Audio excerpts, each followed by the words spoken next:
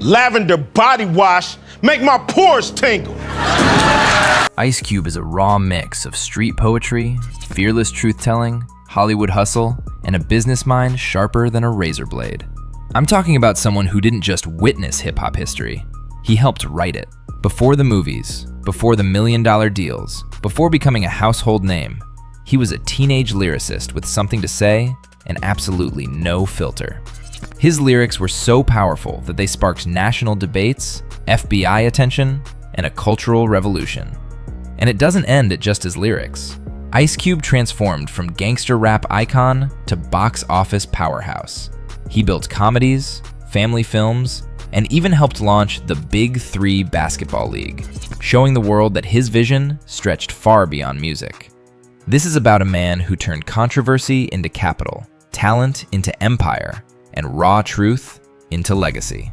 Today, I will be breaking down what most coverage completely miss. So before we get started, kindly give this video a thumbs up and subscribe for more updates. At the center of this breakdown is O'Shea Jackson, whose story begins in Baldwin Hills, a pocket of South Central Los Angeles on June 15, 1969.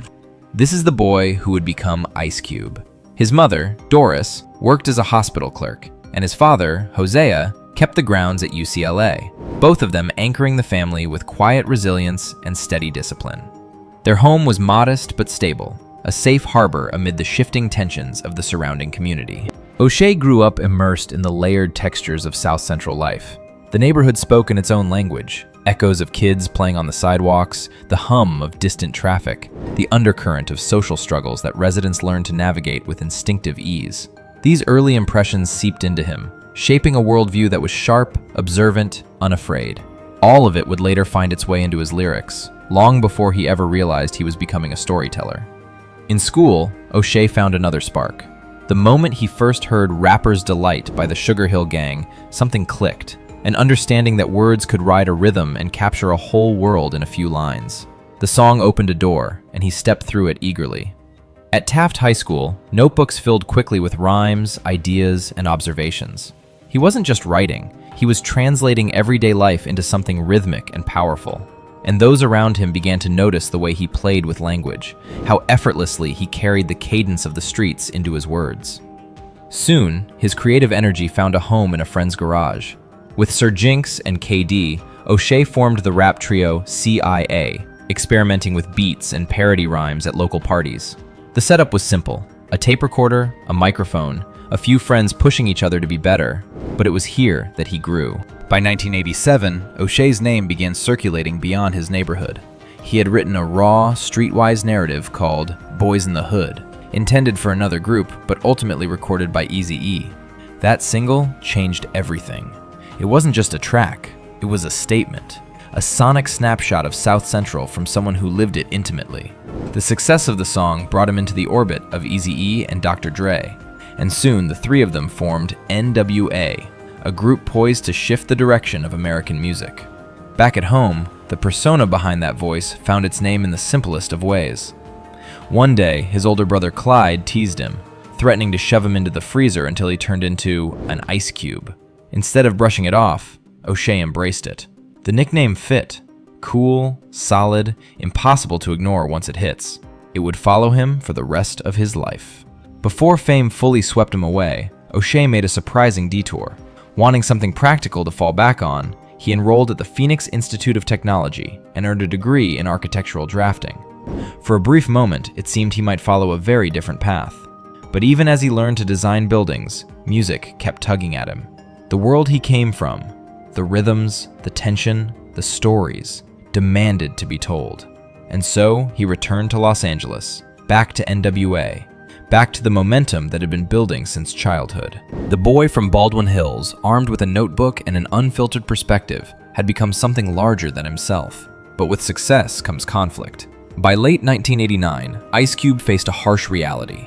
The business side of N.W.A was not built in his favor. A financial dispute with manager Jerry Heller pushed him to make one of the boldest decisions in hip-hop history. He walked away, not just from a group, but from a movement he helped create. His departure sent shockwaves through the industry, but it also marked the first moment he fully stepped into his own power. His solo career began like a detonation. In May 1990, he releases America's Most Wanted, an album as incendiary as its title suggests. With production from Public Enemy's Bomb Squad, Cube constructs a soundscape of fury, satire, and razor-sharp social criticism.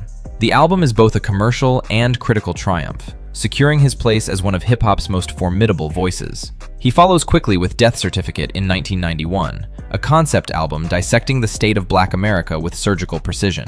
It lands at number 2 on the charts, stirring uproar and admiration in equal measure. 1 year later, in 1992, he releases The Predator, featuring classics like It Was a Good Day, cementing the fact that his evolution from group member to solo titan is no fluke.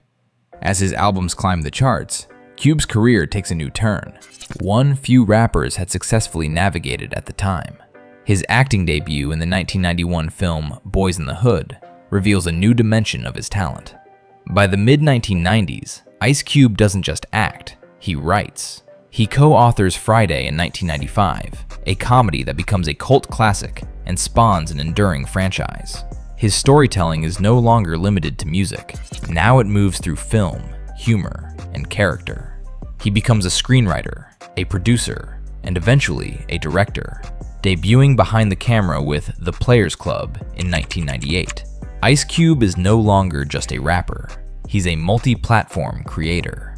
Through the 2000s and 2010s, Cube's filmography expands. Barbershop, Are We There Yet?, The XXX franchise, 21 Jump Street, Ride Along, and more. Each performance underscores his ability to move between comedy, drama, and action, building a career that escapes the boundaries that once confined rappers to a single lane. Yet even as film elevates him to international stardom, Cube never abandons music. His later albums, Laugh Now, Cry Later, 2006, I Am the West, 2010, and Everything's Corrupt, 2018, show an artist still sharpening his craft, still tackling the political and social issues that have always driven him. His discography stretches across decades, each chapter echoing the urgency of his beginnings.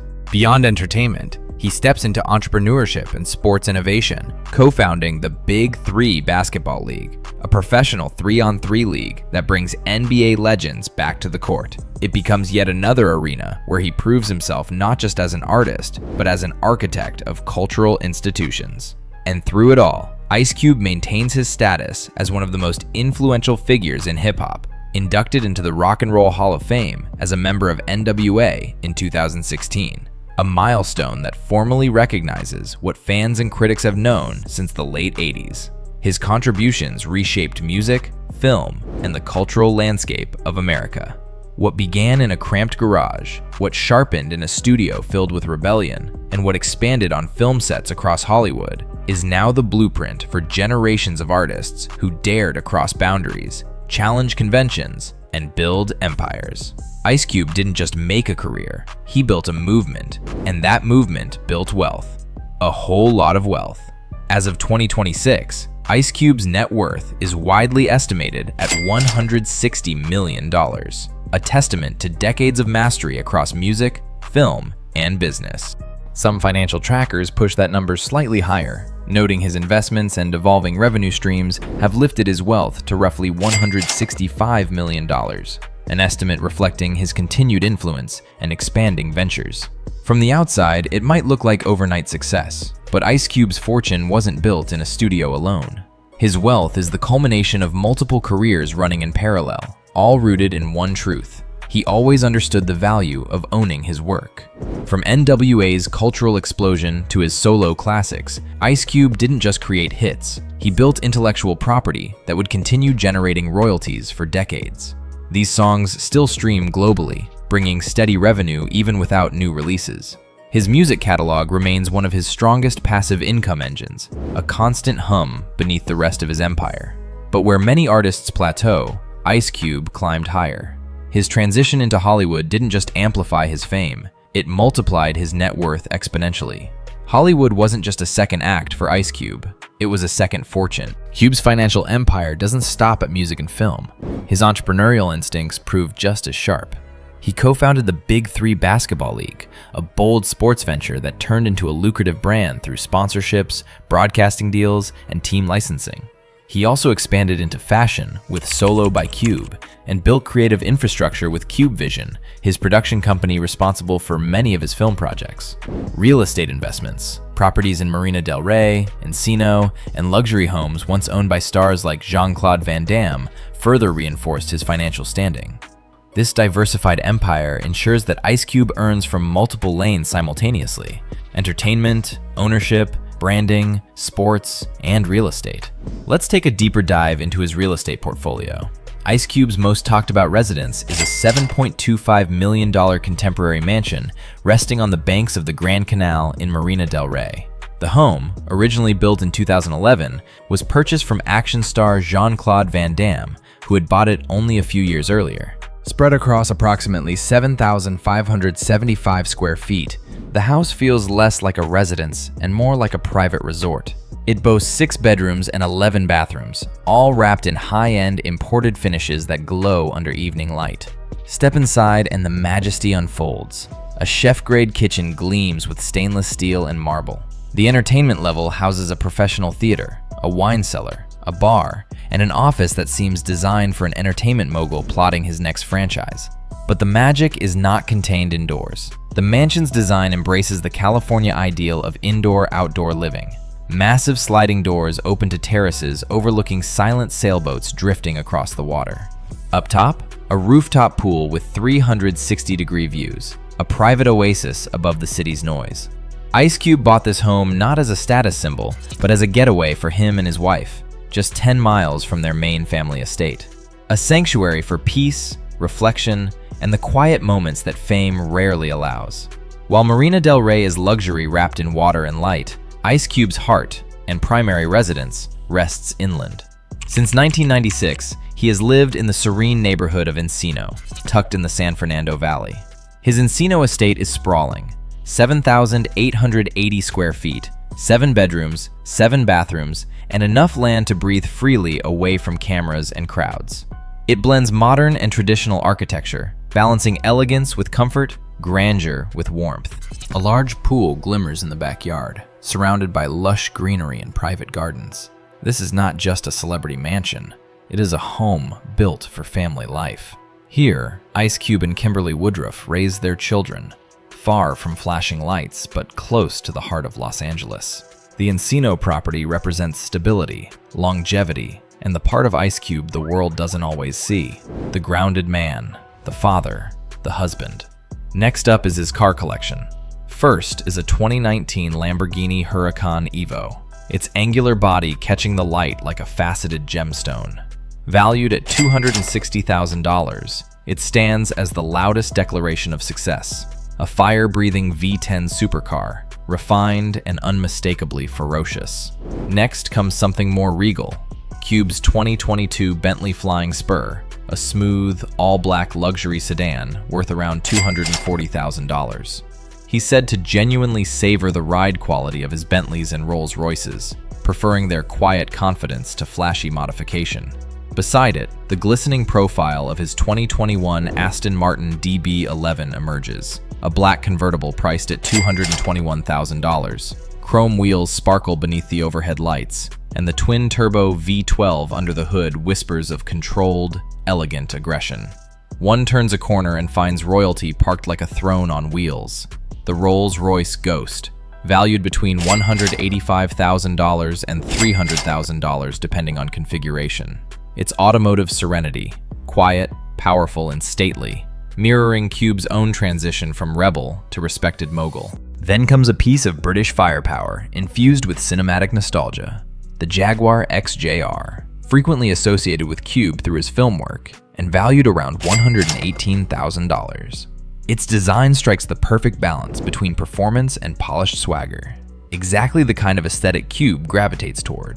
Slipping into the shot, the Porsche Panamera, worth $101,550, adds German precision to the mix, a blend of practicality and sports DNA, crafted for someone who moves as fluidly between worlds as Cube does. No celebrity garage feels complete without an Escalade, and Ice Cube's Cadillac Escalade, valued between $81,895 and $105,000, is a reminder of his West Coast roots: big, commanding, unapologetic. But Cube is also a man of muscle. The 2016 Chevrolet Corvette Stingray Z51 sits gleaming in red, price tagged at $60,400, a vehicle he once described simply as nice. And with Cube, understatement is the biggest compliment he gives. And then, tucked like a cherished memory, there is the car that carries his heart, the 1964 Chevrolet Impala SS convertible, averaging $45,523. It's the spiritual centerpiece of his garage, nostalgia, heritage, and hip-hop royalty forged in steel. For years, whispers have circulated about Ice Cube's supposed secret billionaire lifestyle and private jet ownership, but verified reporting tells a different, more grounded truth. Ice Cube is frequently connected with private jet travel, but there is no confirmed evidence that he owns a jet outright. He is widely believed to rely on chartered jets, a common choice for celebrities who value flexibility without the maintenance and who prefer privacy over spectacle. With all the wealth and fame, there is always the quieter domain of one's life. Let us get a glimpse of that. Behind the tough exterior and legendary delivery lies a lifelong love story. In 1989, O'Shea meets Kimberly Woodruff, the woman who became the backbone of his personal world. By 1992, Ice Cube marries Kimberly in an intimate ceremony, sealing a bond that will weather fame, scrutiny, and the whirlwind of Hollywood.